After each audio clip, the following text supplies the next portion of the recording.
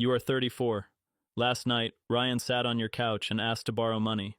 10 years ago, you and Ryan started the same job, same week, same desk, same salary.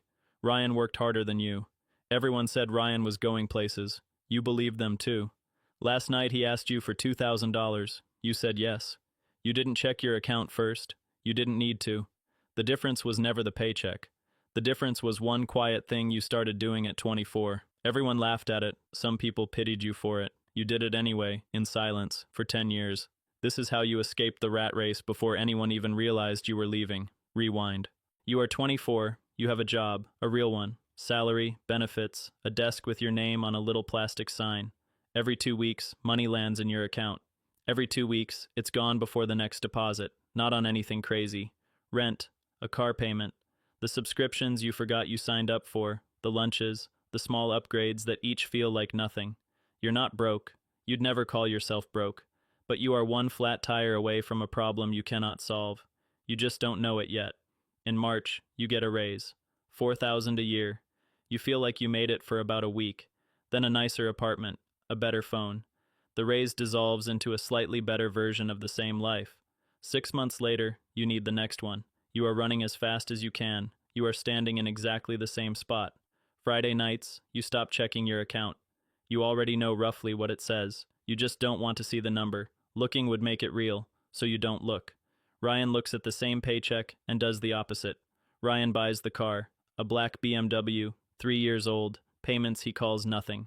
He pulls into the lot, and 2 guys walk over to look at it. Ryan stands next to it like a man who's pulling ahead. You stand next to your Corolla like a man standing still. Because you are.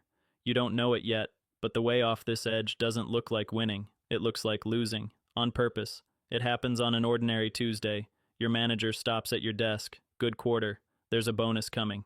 $1,500. You wait to feel something. Nothing comes. That night you do math you've never done before. Not the math of this month. The math of your whole life. 40 more years of this. 40 more years of the paycheck landing and leaving. 40 more years of running. And at the end of it, what? You will have given everything you had, every single day, and still be one bad month from broke. The thought doesn't scare you. It empties you. The next day, you notice a man at the office you've walked past 1,000 times. He's almost 60. He drives a 10-year-old Honda. He never seems worried about anything. You ask him, half joking, how he stays so calm.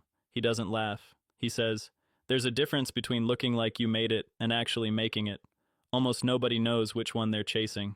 He goes back to his coffee. You don't. That night you open your laptop. You add up everything you actually have. The number is small, embarrassing even.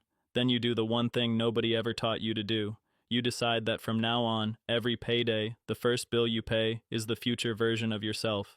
Before rent, before the car, before anything else. You move money out of reach, into a place your future can find it and your impulses can't. You write that number on a piece of paper. You open the calendar on the wall and circle a date.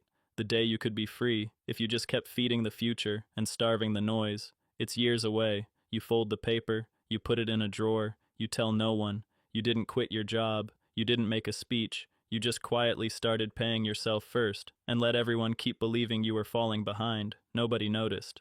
You are 26 now. You've quietly stopped chasing the things you used to chase. The promotion you don't fight for, the title you don't mention, the upgrades you skip. A friend has a birthday dinner, 12 people at a long table. The question goes around the way it always does. So what are you up to these days? What's next for you? The guy across from you just made senior manager. The woman beside him just bought a condo. They have answers. Big ones. Loud ones. The question reaches you. You say you're still at the same job. You say things are fine. You watch their faces do the small, polite thing they do when an answer disappoints them.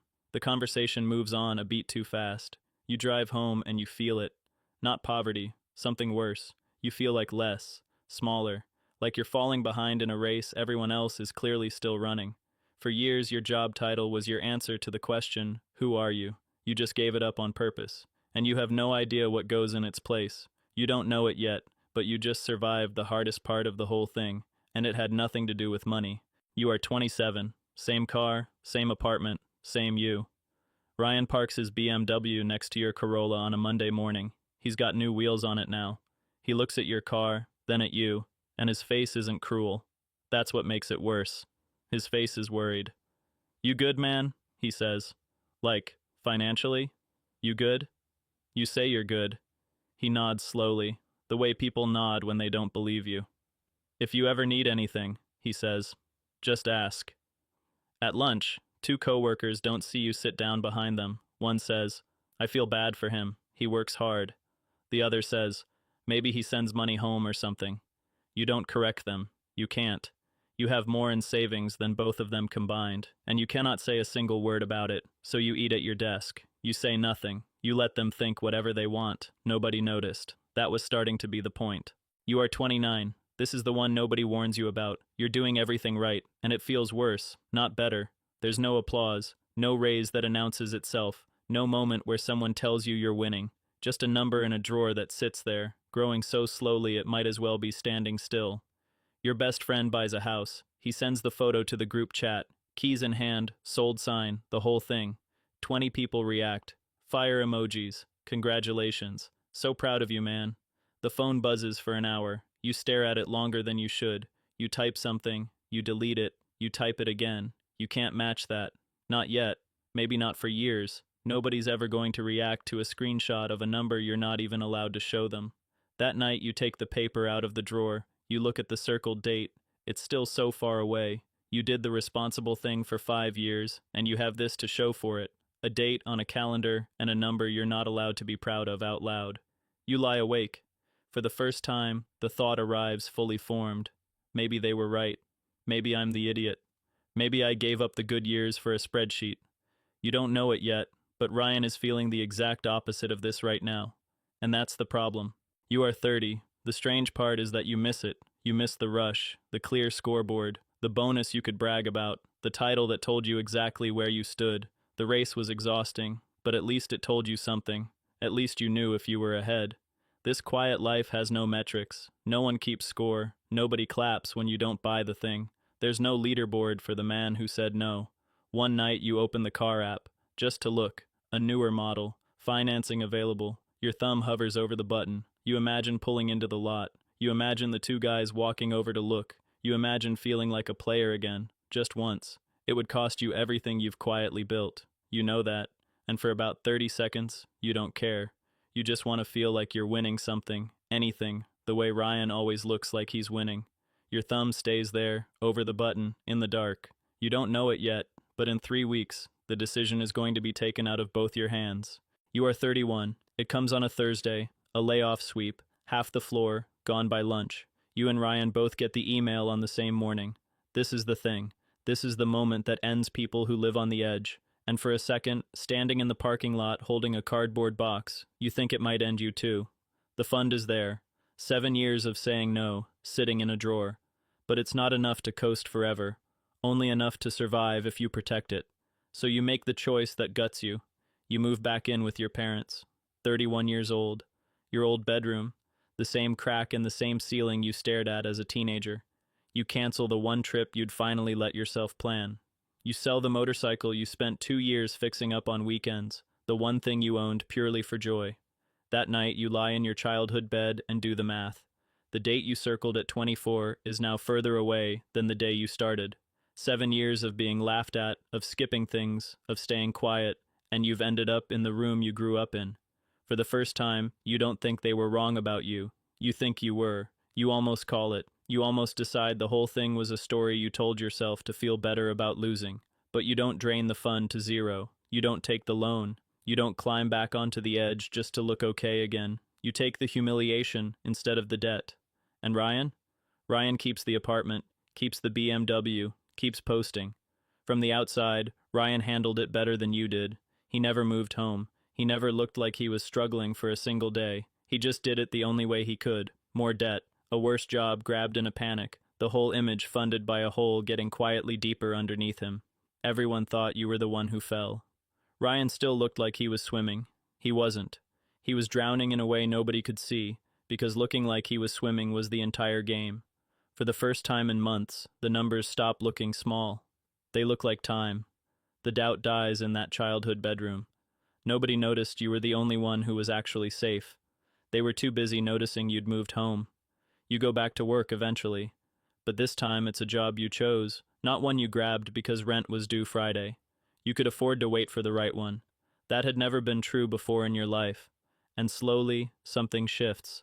Time stops being the thing you're always running out of. You start noticing your weeks instead of surviving them. You sleep. A flat tire becomes a Tuesday errand, not a crisis. A bad boss becomes a thing you can walk away from, not a cage you're locked in. The number was never impressive, but it bought the one thing nobody on the edge will ever have. Options. The ability to say no. The ability to wait. The date you circled at 24 comes and goes on an ordinary Tuesday. You don't even realize it until that evening. Nobody throws a party. You almost missed it yourself. You just look up at the end of the day and notice, quietly, that you crossed it. The people who used to ask if you were okay go quiet. And one by one, the ones who looked like they were winning start asking you the same question, lowered voice, almost embarrassed. Hey, how did you actually do it? You didn't escape by working less, or caring less, or being smarter than them.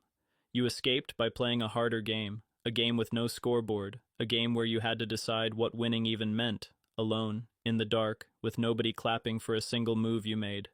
There's a difference between looking like you made it and actually making it. You finally know which one you were chasing. You are 34. Ryan is on your couch. He's holding the coffee you made him. He's asking how you did it, and he means it. You think about the date you circled 10 years ago, the dinner where you felt like less, the lunch where they pitied you, the night your thumb hovered over the button, the childhood bedroom where you were sure you'd lost everything. 3 years ago, you were lying in your parents' house, certain it was over. Turns out that was the moment you'd already won. Nobody just knew it yet, including you.